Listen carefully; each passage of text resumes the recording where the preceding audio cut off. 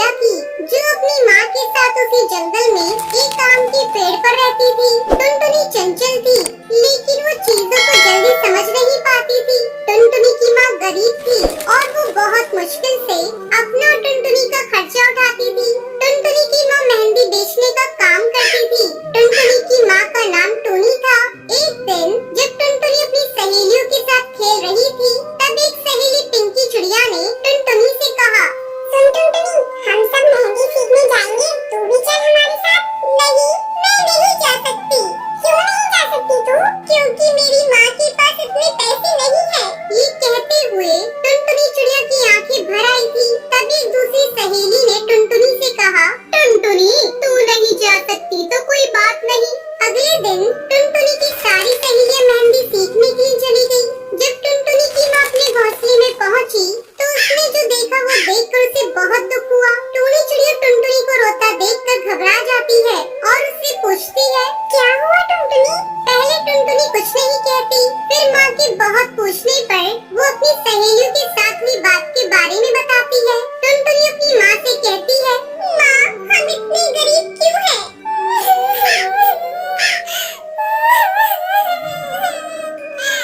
ये कहते कहते टुनटुनी फूट फूट कर रोने लगती है।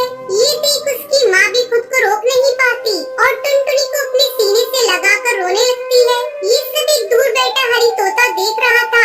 हरी तोता टोनी चिड़िया के पास गया। हरी तोते ने टोनी चिड़िया से पूछा, क्या हुआ टोनी बहन? टुनटुनी मेहंदी लगाना सीखना चाहती है, पर मेरे पास इतने पैसे नहीं है कि मैं इसे मेहंदी सीखने भेज सकूं। ये सब कहते हुए टोनी चिड़िया की आंखों से आंसू बहने लगी। हरी तोता ने टोनी चिड़िया से कहा, रो मत बहन, तुम्हारी टुनटुनी को मेहंदी लगाना मैं सिखा दूंगा और तुम्हें पैसे भी नहीं देने पड़ेंगे। सच तोता भैया, आप सिखाओगे? हरी तोते ने हाँ में सर हिलाकर जवाब दिया। टोनी चिड़िया ने टुनटुनी चिड़िया से कहा, सुन टुनटुनी, तुम मेहंदी लगाना सीखना चाहती थी ना? हाँ माँ, कल से तुझे तोता भैया मेहंदी सिखाएंगे। ये बात सुनकर टुनटुनी की आंखें खुशी से चमक उठती है। अगले दिन से हरी तोता ने टुनटुनी को मेहंदी लगाना सिखाना शुरू कर दिया। हरी तोता ने टुनटुनी को कठिन मेहंदी डिजाइन को भी आसानी से बनाना सिखा दिया। कुछ दिन बाद टुनटुनी मेहंदी लगाने की कला में निपुण हो गई थी। उधर टुनटुनी की सहेलियां भी मेहंदी सीख चुकी थी। सबको इस बात पर बहुत गर्व हो रहा था, परंतु टुनटुनी की एक सहेली जिसका नाम सुंदरी कौवी था, वो ये कहती है कि मैं तुम सबसे ज्यादा अच्छी मेहंदी लगाती हूँ। ये बात कहकर वो वहाँ से चली जाती है। सुंदरी कौवी अपनी कला पर घमंड करने लगी थी।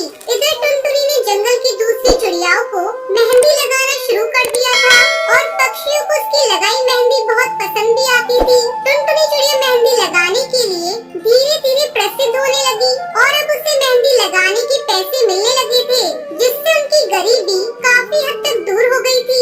टुनटुनी और उसकी माँ इस बात को लेकर बहुत खुश थे।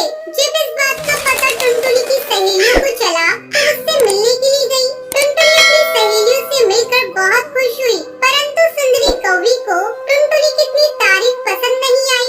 सुंदरी कौवी चिड़ियाओं के सरदार कड़कनाथ सेठ की बेटी थी। सुंदरी कौवी ने सरदार से कहा, पिताजी, क्यों न इस बार जंगल में मेहंदी प्रतियोगिता रखी जाए। इससे ये पता चल जाएगा कि इस जंगल में सबसे अच्छी मेहंदी कौन लगाता है। सरदार कड़कनाथ सुंदरी कौवी की बात मान लेता है। सरदार ने अपने मंत्री बंटी कबूतर से कहा, मंत्री जी, मेहंदी प्रतियोगिता की व्यवस्था की जाए। जब प्रतियोगिता की तैयारी चल ही रही थी कि सुंदरी कौवी ने अपनी सहेलियों से कहा, देख लेना, ये प्रतियोगिता मैं ही जीतूंगी।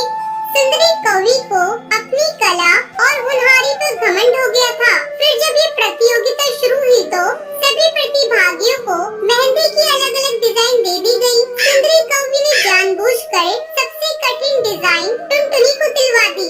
सुंदरी कौवी ने मन में सोचा, ये टुनटुनी तो बेवकूफ है, इतनी कठिन डिजाइन ये नहीं बना पाएगी और ये प्रतियोगिता हार जाएगी और फिर ये प्रतियोगिता मैं ही जीतूंगी। सुंदरी कौवी ये सोचकर मन ही मन खुश हो रही थी।